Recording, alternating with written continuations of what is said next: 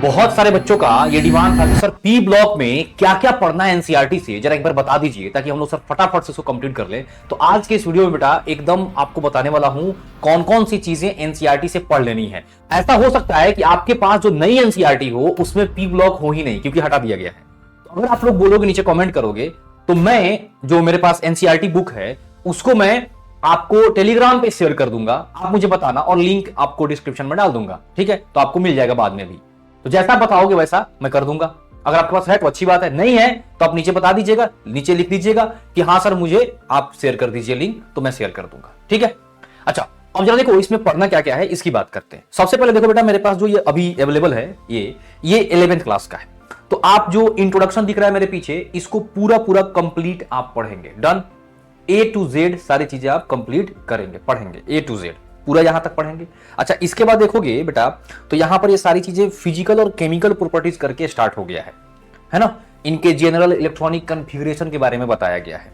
फिर आप नीचे जाओगे, देख रहे हो ना, इलेक्ट्रॉनिक कॉन्फ़िगरेशन, एटॉमिक रेडियाई, जो थोड़ा सा पीरियोडिक टेबल वाला पार्ट था वो यहां पर है, आपको मिलेगा, ठीक है? ये सारी चीजें पढ़नी, मतलब कहने का ये है कि बेटा आपको जो है ये सारी चीजें, ये जो दिख रहा है ये एटॉमिक रेडियाई वाला पार्ट, ये पढ़ना है आपको। ये पूरा पूरा पूरा पूरा टॉपिक ही पढ़ना है ना?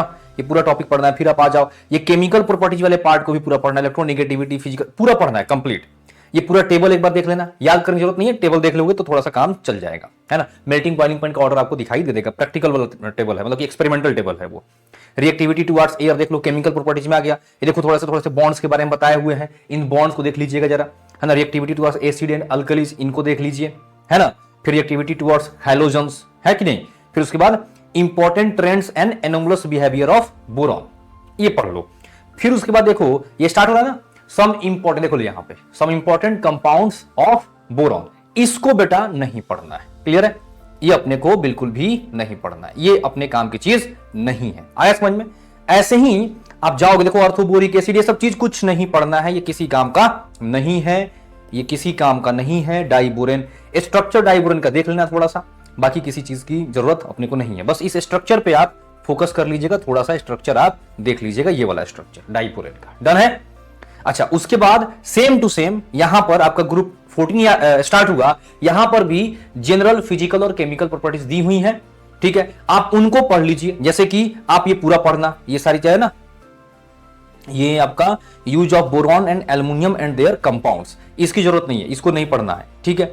फिर आगे आ जाओ, group 14 element the carbon family, इसको पूरा पढ़ना है, ये पूरा पढ़ो।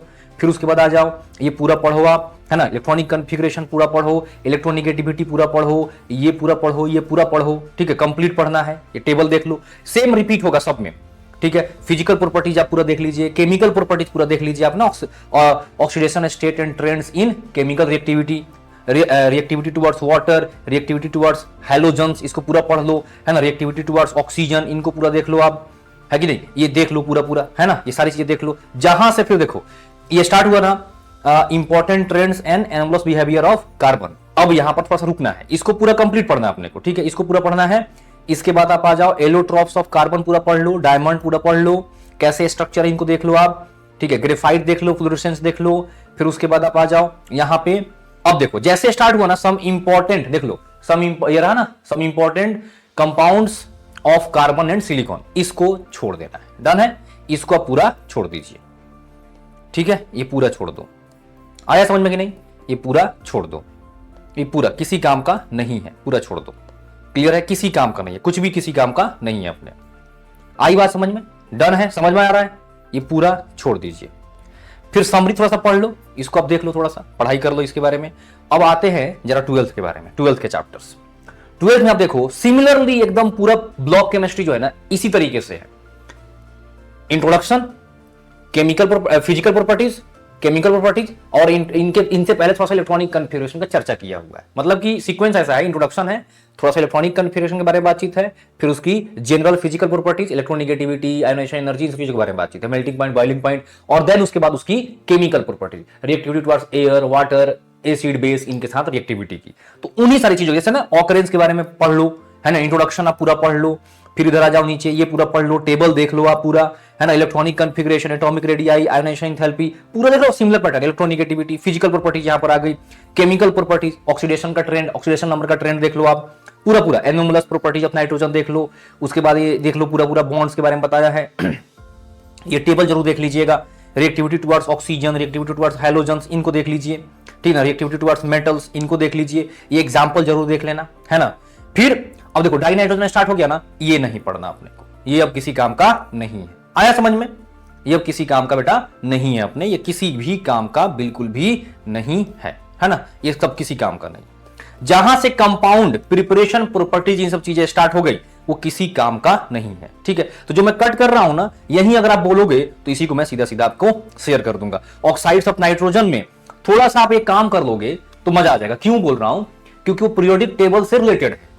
आप जितने भी ऑक्साइड्स हैं नाइट्रोजन के, उनका स्ट्रक्चर और उनका नेचर याद कर लेना। ऑक्साइड्स का, नाइट्रोजन के ऑक्साइड का नेचर और उसका स्ट्रक्चर आप याद कर लीजिएगा। सिमिलरली आप सल्फर के ऑक्साइड का नेचर और उसका स्ट्रक्चर याद कर लीजिएगा। फास्फोरस के ऑक्साइड का नेचर और उसका स्ट्रक्चर याद कर लीजिएगा। डन है? समझ में आ रहा है? ये एडिशनल चीज मैं बता रहा हूं, क्लियर है कि नहीं? देख रहा हूं ना, पूरा पूरा देखो दिया हुआ है ऑलरेडी, सारी चीजें दी हुई है यहां पर। क्यों बोल रहा हूं? क्योंकि ये जो है आपके पीरियोडिक टेबल का पार्ट है, तो इसको ध्यान रखेंगे क्योंकि इस पे क्वेश्चंस पूछे जा रहे हैं, ठीक है। स्ट्रक्चर देख लो, यहां पर दे दिया है, स्ट्रक्चर देख लेंगे और वहां पर उसका नेचर देख लेंगे। फिर बाकी सारी नाइट्रिक एसिड की कोई जरूरत नहीं है अपने को पढ़ने के, कोई किसी काम का नहीं है, हटा दो सब, ये सब हटा दो। आ रहा है समझ में? सोचा कि डिटेल में एकदम सर ये फास्फोरस के एलोट्रोपिक फॉर्म्स के बारे में, हाँ इसको थोड़ा सा आप पढ़ लेना, एलोट्रोपिक फॉर्म को जरूर पढ़ लेना। डन है? इसको आप पढ़ लीजिएगा पूरा पूरा, ठीक है, इसको पढ़ लीजिएगा। फिर से फॉस्फीन हो गया, आ गया ना, प्रिपरेशन हटा दो ठीक है, हटा दो, ये सब चीजें हटा दो, ये हटा दो। आई होप कि आपको समझ में आ गया होगा। जैसे हाइलाइट्स के बारे में है ना, ये इनको हटा दो, है ना। जहां पर भी प्रिपरेशन प्रॉपर्टीज और उसका यूजेज दिख जाए, उस चीज को, कंपाउंड के बारे में जहां पर आ जाए उसको हटा देना। जैसे अब ये ऑक्साइड्स आया ना, इसको आप देख लीजिएगा, इसको आप देख लीजिएगा, इसको देखना है अपने को। आया ना समझ में? ऐसे ही सारे, मतलब कि सारे के सारे आपके उसमें, मतलब कि क्या बोलते हैं, ये देखो स्ट्रक्चर यहां पर दे दिया, काफी अच्छा, इसको देख लीजिए। ऐसे ही ऑक्सीजन फैमिली में, ऐसे ही आपके हैलोजन्स में, वैसे ही आपके नोबल गैसेस में आपको सिमिलर पैटर्न फॉलो करना है। डन है? कोई कंफ्यूजन होगा अब इसके रिगार्डिंग तो नीचे चैट सेक्शन में आप बोल सकते हो, और बहुत जल्द आपको D&F ब्लॉक का भी मिल जाएगा, और बहुत जल्द आपको सॉल्ट एनालिसिस कहां से पढ़ना है वो भी मिल जाएगा। क्लियर है? तो नमस्कार, जय हिंद, जय भारत, बाय बाय।